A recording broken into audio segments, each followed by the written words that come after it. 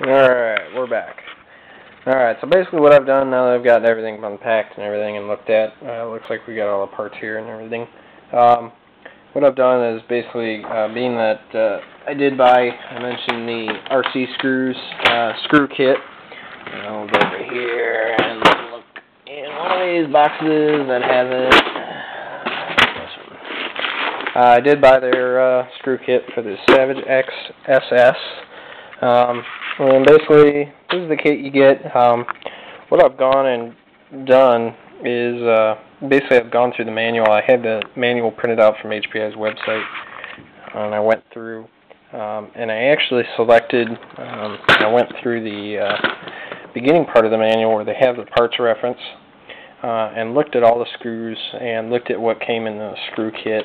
And if you notice, on the box here, I've divided them up into a bunch of compartments over here too, but I've divided them up into different compartments, and I've put in a corresponding HPI part number, and basically what that does for me is it'll allow me to find these screws quickly, so that I'm not trying to interchange them while I'm building them.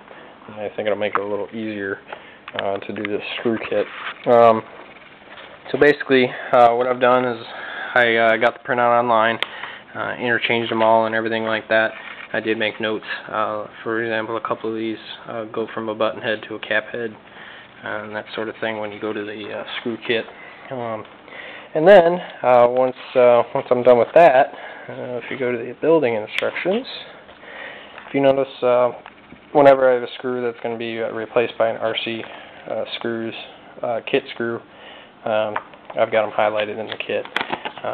I just do that for my own personal preference. Makes it a little easier, draws some attention.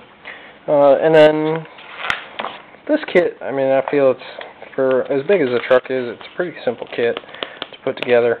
It's not real complicated. I don't have a hard time with it. I could probably do it with my eyes closed, but the little things that you notice when you go through the instruction manual at first, being that I've already been through one of these trucks, little things like for the servo, for the fastening, if you notice little notes that HPI puts in here about what screw size to use for what servo, and that sort of thing. Obviously I go through and I make sure I circle and highlight which screws I do need to use, and which I don't have to pay attention to. So things like that make it a little easier to build the kit. So yeah, so just wanted to point that out before I started here. I think I'm going to go ahead and get started and get these first bags opened up and start assembling this thing. Actually, first I think I'm going to go through the differentials. We're going to go through the differentials and set those up like I want them. So and that'll be it. So we'll see you soon.